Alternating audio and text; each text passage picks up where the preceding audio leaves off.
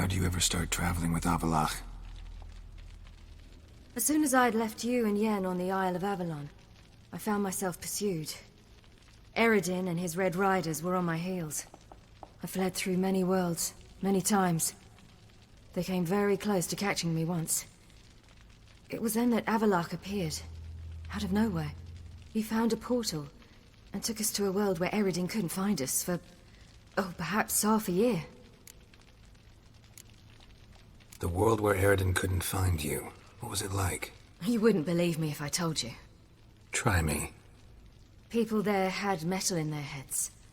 Waged war from a distance, using things similar to megascopes. And there were no horses. Everyone had their own flying ship instead. Siri, stop fooling around. Told you you wouldn't believe me. We should have stayed there. The Witcher 3 Wild Hunts map is all in all around 52 square miles and 84 square kilometers. Right now, I'm playing Witcher 3's campaign for the second time. This time I'm playing it in its brand new Game Plus mode. I remember the first time I played this game. I put over 200 hours into it the first time around, and I would always say, while playing it the first time, if there's ever a game with a bigger map than Witcher 3, then I don't want to play it. It's utterly massive. Massive to the point where you almost have to fast travel a lot of the time when traveling, or you would spend a lot of the game on Geralt's horse Roach. During this new playthrough, I oftentimes don't fast travel so I can take in all of its beauty, because Witcher 3's map is gorgeous and just plain stunning at times. Other times I'll be riding Roach for what it seems like a long time and trying to reach an objective, and I realize I'm not even close to where I need to be, so I hit the nearest fast travel location. During this New Game Plus play, not only do I keep thinking that I may have prematurely started this New Game Plus run, instead just should have hit the millions of question marks that were scattered across the map the first time I played the game. At the same time, guys, I highly recommend New Game Plus mode on account of the different choices and maybe smarter choices you can make this time around, as Witcher 3 has many different endings from what I have read. It's astounding how much it's like a different game in so many ways, just because of the choices I have made and am making through this playthrough. For instance, this time I made Yennefer my one and only, and a new mission and new cutscenes have opened up on account of me staying loyal with her. As were last time I played the game, I was Geralt the Playa. Also, this time, I'm exploring the map a whole lot more. Not only have new fast travel points opened up, but many new missions emerged that I've never seen before, and I'm also using different armor this time. When the first time I played the game, I was using Ursun armor because it's heavy, and most importantly because King of the North! I am using Woven armor this time because it looks the coolest in my opinion. Plus, Geralt is an alumni of the Woven School after all, so the Woven school gear is much more appropriate, I feel like. I forgot how much and almost nightmarish it is getting all the Witcher School diagrams were and are. Like, holy crap, that's a lot of work. I had to add that. That's a big job. I'm floored by how jam-packed, full of content this game is. Much more than I realized the first time around, even. On this new run, I have done so many missions, side quests, Witcher contracts, and what I call the side missions. Where are your question marks and your explanation points that are strewn throughout the map? I was recently doing a quest, just a random thought, in Skellige, where I stumbled upon a giant broken building, and I just found myself saying, why did they make this game so big? And it's really fine that they did, because it's not a barren wasteland like you might notice in a Mass Effect Andromeda map, for instance. This is a game that has really big open world, but there isn't a whole lot to see or take in with Mass Effect Andromeda. On a side note, after I played, when I first played, Andromeda, it was all patched up. And I liked the game and found it to be pretty solid for the most part. And if you're a Mass Effect fan, it's worth a play. Okay, back on point. And my point is, Witcher 3 The Wild Hunt, there's loads and loads of stuff to do, interesting things to see at every turn, and it's just an all-around extremely wonderful game. See, this is what I meant when I said, why did they make this game so big? Because of the undertaking that this game was. The effort this game had to have been to make, it's truly the greatest game of all time in my opinion, and one of the biggest undertakings of any game of all time. As undertakings go, probably a close second to Red Dead Redemption 2, which I think is one of the greatest people achievements in modern day history. I really do think that. As far as the campaign itself, it's pretty solid as well.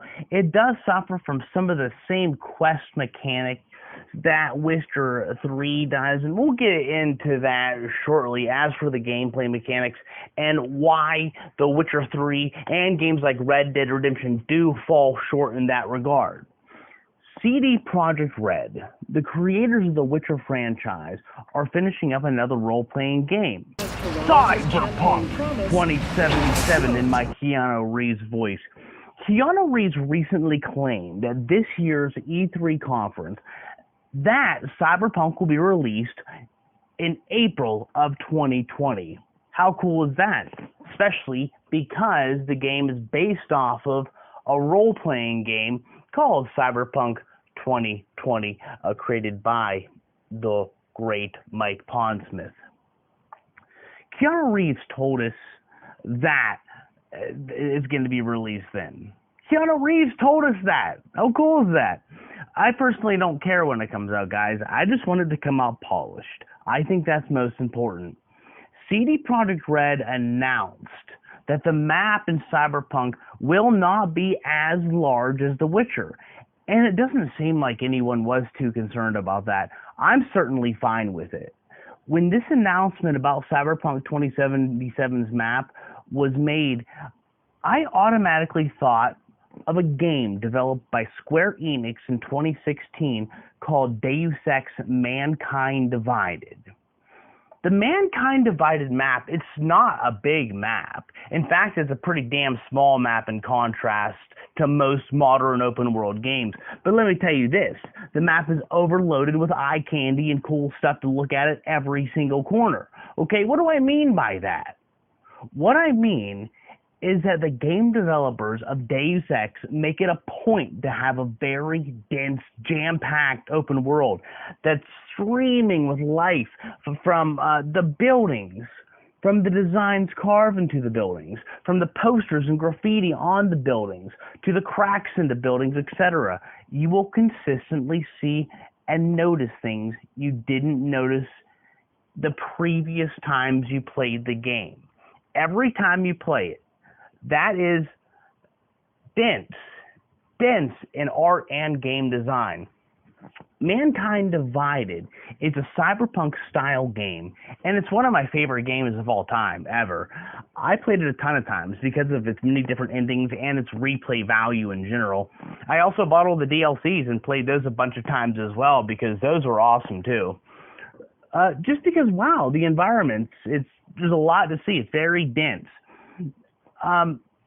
Every time I played Deus Ex Mankind Divided, I took into account that indeed I was noticing things that I never noticed before. Every single time I played it, you'll have the same experience, I guarantee you.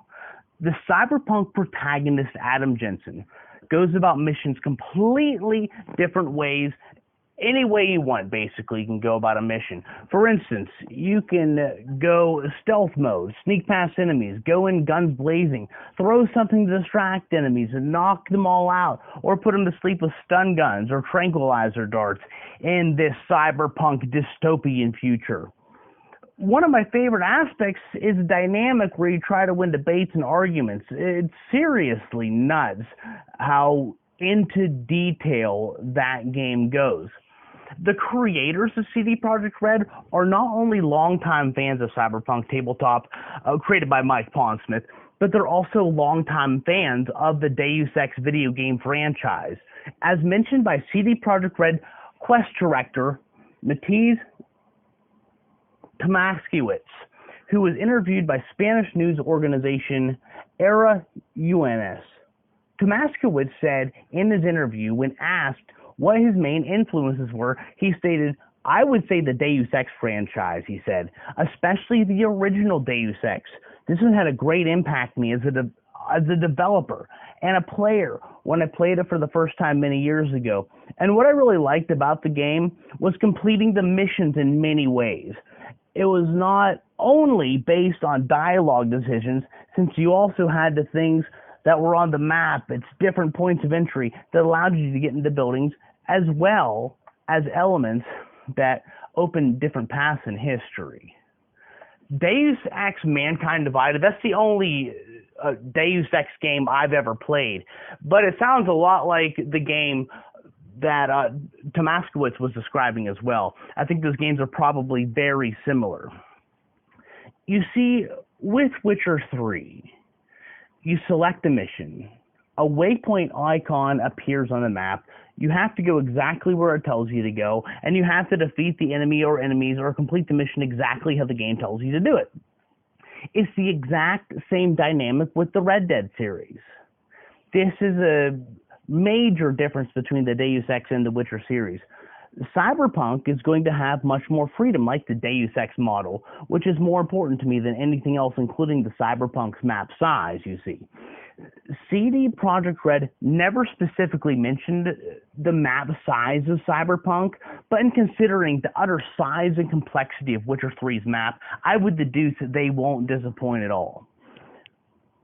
Richard Bohomowski, one of the producers of Cyberpunk 2077, mentioned, while interviewed by Games Radar's Connor Sheridan, and I quote, "If you look at the pure square kilometers, then Cyberpunk 2077 might be a little smaller than The Witcher 3, but its density content, taking the world of The Witcher and squeezing it right in, deleting the wilderness in between. The Witcher, we were an open world with vast lanes and forests in between smaller cities like Novigrad, but in Cyberpunk, we're set in Night City, an integral part of the setting. It's essentially a protagonist, if you want to call it that. So it has to be denser. It wouldn't give us the end effect if we had achieved a city. It needs to be believable and packed full of life." It was also stated, essentially, that there will not be much free roam outside of the city. Everything mentioned really makes one consider major Deus Ex inspiration in that game, which I think is incredible. Maybe I'm just a little bit partial to Deus Ex, but with good reason, because it's an incredible game. It gives you a lot of flexibility. I like that kind of dynamic. CD Projekt Red has also reported on the fact of there being a big vertical element to Cyberpunk 2077's map, with all the skyscrapers and buildings the map of Night City will have. Many of these buildings and skyscrapers of Cyberpunk map, Night City, will be accessible, and some of these buildings are going to be very tall and free to roam. A fan of CD Projekt Red asked them on their official Facebook page about the size of Cyberpunk, and CDPR reported and responded to, "There will be lots of buildings, and these buildings will have floors. Many of them will be taller buildings, and the game will be explorable," added the rep. "And each floor can house a lot of activities," end quote. Jasmine Henry from Gamer Rant reported. We may have never seen anything quite like this before in gaming, guys, which is certainly could be a big risk, and it could certainly pose as a big risk. But with no risk comes no reward. CD Projekt Red are giant, big risk takers. They always have been. KitGuru.net article written by Matthew Wilson, CD Projekt Red explains that while good progress is being made, the team is still iterating and experimenting with different ideas, end quote. Certainly in video game development, some ideas are kept and others will be scrapped. This is how video development goes. It's like writing an essay. This is a company that has taken major risks, like I said in the past, with an ever-growing fan base, an ever-growing industry that was reaped as their reward. And they are now a AAA gaming studio, which is a really huge deal.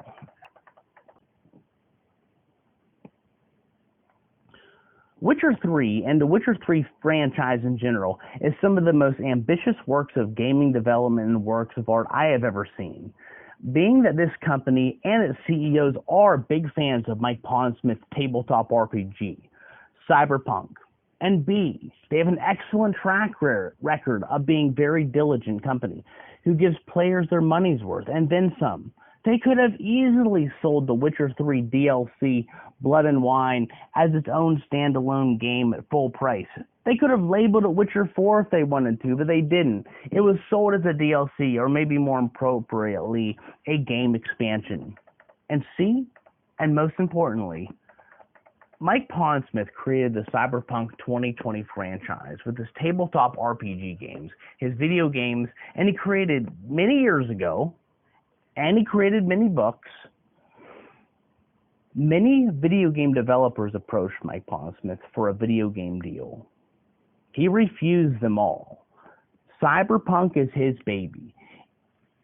If a game developer is going to make his tabletop RPG a AAA game, then he wants it done right or not at all. Pondsmith has put faith in CDPR in making his game because he stated that they clearly cared about the project. Mike Pondsmith is very much involved in the game-making process as well. He himself flies over to CDPR headquarters and hand-delivers Cyberpunk data, info, and intel to avoid theft of any kind. How cool is that? His son is an RPG and game developer with CDPR as well.